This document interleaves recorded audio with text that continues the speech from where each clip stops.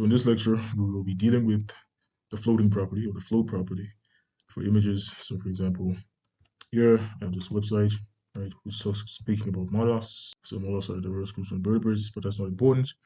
So here I have an image.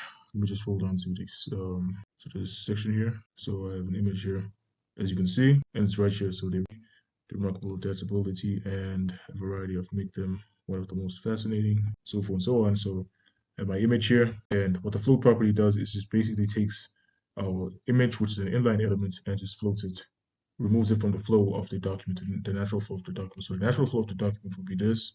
So after adaptability, we have image, and then after the image, we have the rest of the text. And the float property basically allows this text to wrap around our image. So for example, here, I'm just going to add an inline style. So style equal, then I'm just going to say float. I'm just going to float it to the, let me just float it to the right, just to demonstrate. There we go. So now it's removed from its normal flow.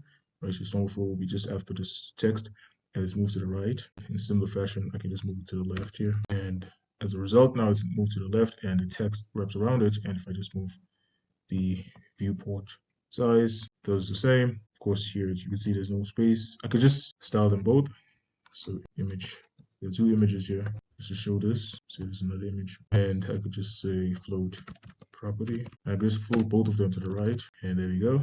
They both floated to the right, and the content is on the left. Well, this one has an inline style, so it overrides the universal image selector here. So just remove that. So both of them should be floated to the right now.